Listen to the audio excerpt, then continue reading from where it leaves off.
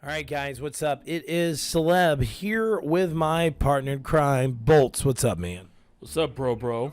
It's early, fucking weird-ass California time. It's 5 o'clock in the morning sometimes, and the damn sun is shining. I don't know what's going on, but that's all good. We're trying to get as much sleep as we can. Yes, we are. It's pretty awful. Bolts is like, yes, we are, and you keep waking me up to fucking record stuff. Anyways, guys, so we're here to talk about Bethesda's E3 Press Conference. So we went to it. We loved it. We had opinions about it, and we want to just kind of talk about some stuff to share what we think about the press conference. So we're going to get right down into it.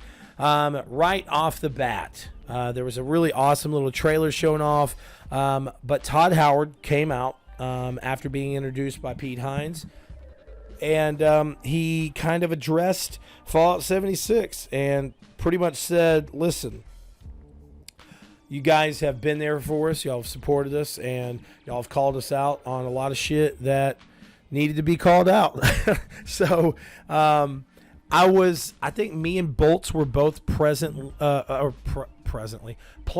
surprised for the upcoming little announcement, because Fallout 76 is going to have a very large update that is going to add not only new events and new big updates to the game, but they're adding fucking human NPCs back into the world. I'm baffled, bro. What do you got to say? Should have been there day one.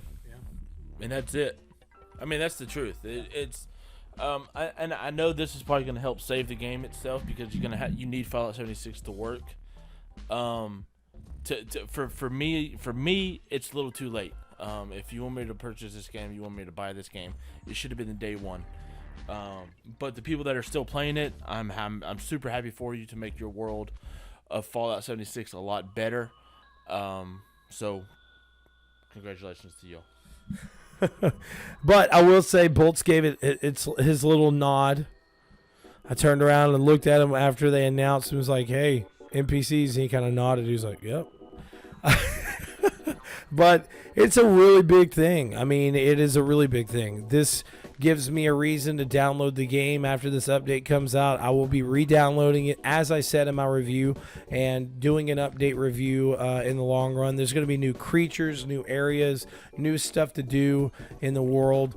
So I'm definitely going to check it out. Year 2 has begun with a new main quest, choices and consequences, weapons, gears, and of course human NPCs. This is by far some of the largest news that Bethesda has ever announced at any event, and it was, in my eyes, it was a really refreshing thing to see them come out and say, listen, thanks for calling us out on our bullshit. We're going to fix the game, we promise. So another thing, I was saying before E3 that I was pretty sure Shinji Mikami was going to come out and announce Evil Within 3. But we were definitely surprised that he actually came out to announce a brand new game that looks super crazy. It is set in Japan, and it is called Ghostwire Tokyo. So people are randomly disappearing, and basically, I don't know if you have to find out like why they're disappearing or whatever, but it looks crazy. At first, it kind of looks like, the Rapture, like all these people are just disappearing, and then you have another scene that pops up, and you have these, like ghoulish characters walking with umbrellas that are actually, at one point, one of them puts his hand down towards a person and makes them disappear. And then you got, weird samurais, crazy visuals. You got this one guy with a bow and arrow that looks like Hawkeye. It's like, you're not gonna take these people from me, blah blah blah. But I don't know, man. It looks super fucking unique. What do you think, Bolts? Absolutely. Unique is definitely the word I was searching for. I'm really excited to play this whenever it gets released. And that's all I can. I mean, that's really it. If you need to watch the trailer yourself. And go out there, search it. It's Ghostwire Tokyo. You need to watch it, because it'll give you so much more insight of what we're talking about, because it's truly hard to explain. It's something you need to experience visually. Yeah, it does say right here, and this list is sourced from Polygon, so check them out. It does say right here, a brand new adventure and with a grisly, suspenseful setting in the streets of Tokyo with demonic infestations that the player must clean out. So fucking crazy, bro. And there wasn't a release date set for this. I'm thinking possibly it's coming out next year, but it looks really fucking good. So then, really crazy, we had Arcane Studios come out and announce a new game as well. This game is called Deathloop. It is set in it's set in an area in the Black Reef, and basically like. You have one guy, you have these two characters. You have one guy that is trying to shut down this system that they have that makes them constantly die and then be reborn every time they're killed. And then you have another person that wants this system to continue. So it's very unique again. And we got a really big surprise. This is what me and Bolts were talking about ahead of time of like, what are they really going to show off?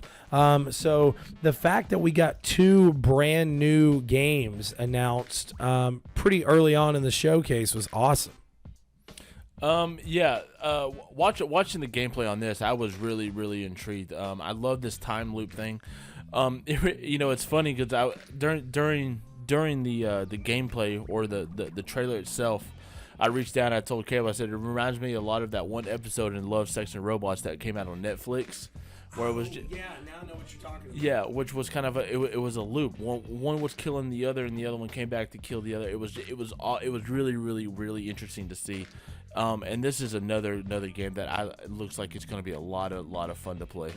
Yeah, it was the episode he's talking about is that a woman actually looks across the street, sees this guy, he's got blood on his face. She basically sees him kill this girl, and then he tries to chase her, and she's like running this stuff. By the end, she ends up killing this guy, and she realizes, like, she's looking at herself, and she's in the room that the guy was originally. She looks across the street to her room, and the guy is looking at her. So then she ends up chasing the fucking guy down. So it's so crazy, but it does really remind me of that for sure. So next up, of course, there was Wolfenstein Youngblood, which was fantastic. It continues the story of B.J. Blazkowicz with his two twin daughters with co-op gameplay. And, bro, I'm going to tell you what. This shit looks fucking sick. I am so ready to play some co-op. Hopefully, I don't know. Hopefully me and Bolts may be able to play some co-op together or something. But what did you think about the gameplay, dude? The gameplay looks great. I love the fact that they put in a two-player co-op because I think that's probably the last thing that this game has missed. But other than that, it's gonna be high octane murder Nazis. Let's get this going, bro. Look at all this blood and stuff, man. It's awesome. Yeah, it looks really fucking cool. And it's set in the 80s. So they're looking for their dad. He's come up missing. BJ's gone. So they're going to do whatever they have to do, and they'll kill whatever the fucking shit they have to kill. So another thing, too, is they did announce new packs for Elder Scrolls Legends, which is really awesome. They announced new DLC content for the Elder Scrolls Online called Dragon... what was it? I can't remember. Dragon something. I know one of them was Scalebound or Scale, whatever. Scalebound was actually the game by Capcom that got canceled. But anyways, so we saw an extended gameplay bit of the game that I'm obviously like the only fucking game that I'm excited about at E3 outside of a few is Doom Eternal, man. And bro, I just don't know what to say. Like, this shit looks so fucking good. It looks ridiculous. It looks over the top. It looks like something that, of course, we have played, but it looks like much, much more, bro. I mean, it looks very high octane. The gameplay that we got to actually see at the event was fantastic. they showed off the new story trailer, and then they showed off what you would probably say like 10 minutes to 15 minutes of actual gameplay. Yeah, that's what it was. What did you think about the overall gameplay? I'm sure you thought the same way I did. It looks fantastic. So I mean, we saw gameplay back in the QuakeCon last year, so I really didn't. You saw a couple more areas and creatures and stuff like that, but I mean, I saw the same thing we saw last year. So I mean, I was excited last year. I'm excited now.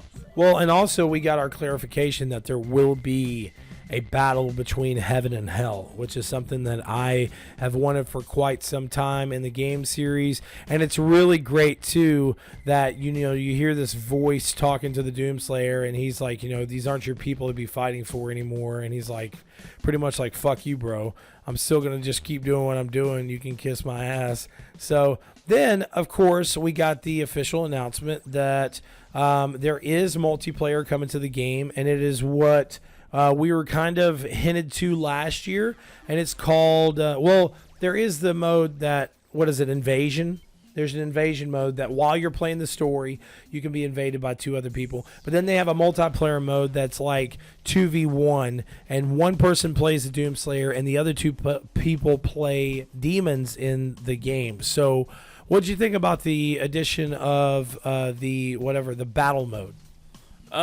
It's all right. It's all right. 2 versus 1. I understand all that jazz. I don't know. It's awkward more than anything. Because you got 2 demons versus 1. I mean, if I want to play a demon, then I'm just gonna jump into your game and destroy you while you're trying to defeat the main mission. So. No, I understand what you're saying, but I'm glad they went with this multiplayer style instead of a regular multiplayer style, because I didn't like. When you compare Doom multiplayer, Doom 2016 multiplayer to like Quake. I mean, like if they're gonna have Quake, there's no reason to do a Doom multiplayer. So at least with this, it gives it a little bit of a different, dynamic. But then that was pretty much it that was shown off at the Bethesda press conference. We had a freaking amazing time. We were, of course, whenever we walk in, of course, I run into somebody. Oh, no, I'm sorry. And then there was the announcement of Commander Keen, which is a mobile game. It's coming to mobile devices very soon. It's going to feature Commander Keen's kids, and it will kind of like run off some stories that were originally shown in the original game. And then Elder Scrolls Blades is coming to Switch, which I know Bolts is not going to want to talk about. He was like, why? If it's already on mobile, why is it coming to fucking console, blah, blah, blah. I actually had Jason say, well, I think I have an XS. I have an iPhone XS. Don't you think the gameplay on the XS is going to be better than it is on the Switch? So you never know, man. You never know. But Moons of Elsewhere is the pack that's coming to Legends, which I'm sure Bolts is excited to play. But after the event, we went to the Bethesda after party. What did you think about the whole scene at the Bethesda after party? It was jam-packed. But it was cool. All the developers, creators, and head honchos were out there mingling with the common folk, which was kind of cool. Said hi to Hugo and all that jazz. So, but it was a good environment. Yeah, they had some pretty good food, and then they also had an area set up. They had on like each little couch area had blades set up on iPhone. Available to play, which was really cool. You just sit down, play it where you're going, or you could wait in a really long line and play the battle mode of Doom, which is something I decided to wait until the press hour to play. It's going to be the first thing that I play the morning of tomorrow, actually, and I'm very excited to get my hands on with Doom's battle mode. So overall, I think we had a really fun time. I mean, we took a ton of pictures. We had a lot of fun. Bethesda always knows how to take care of their fans. And one really cool thing too is that they did the Jones Soda with Fallout, which was pretty cool. But then at the event, they had an exclusive like Khajiit soda called Pure Elsewhere Moon Sugar. It says, "Trust this one is the best." And it says on the back, "May you walk on warm sands with a cool, refreshing treat from elsewhere." Really cool, man. And it's actually pretty tasty for the most part. So we're going to, hopefully I'll be able to take that back with me without it breaking. But it's a really awesome little thing. Like Bolt said too, it was a great event. They had music playing. They had, bars open, food galore. The line setup was a little weird because like everyone was trying to line up for food while they were also lining up to get into the event. So like what Bolt said, it was like super fucking crowded for a minute. But afterwards, like a couple hours after the event, everything kind of started like chilling out and it was a little bit better. So we had a lot of fun, and we are excited to check out some of the games that Bethesda is going to have at their booth. They're actually going to have Wolfenstein Youngblood playable. They're going to have Battle Mode from Doom Eternal playable. They're going to have, I think, the new Legends Pack playable, Commander Keen playable. So they got a lot of stuff to show off, and I think ESO is going to be playable as well, the new pack. So Bolts, overall, what would you kind of score Bethesda's entire like presentation party? Well, it's kind of we didn't get into Elder Scrolls, which of course we knew we weren't. We didn't get any Starfield, which we knew we weren't. We may get that at QuakeCon this year.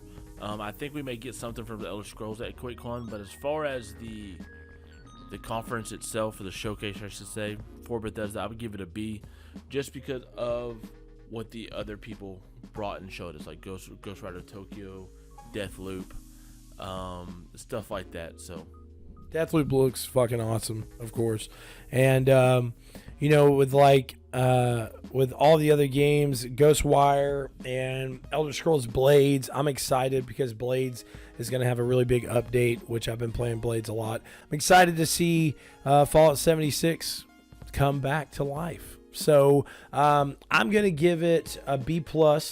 I think they did a really good job. I think Doom just sold it for me. Doom was just amazing. The gameplay was fantastic, and I can't wait to check out more tomorrow at the first day of the expo. So anyways, guys, this is Celeb signing off. Make sure to check us out on Second Opinion Podcast on Spotify or Anchor or iTunes. Also, check us out, Cinelinx.com, YouTube.com/Cinelinx, or YouTube.com/Second Opinion Podcast. Thanks for watching, guys, or listening. Peace out.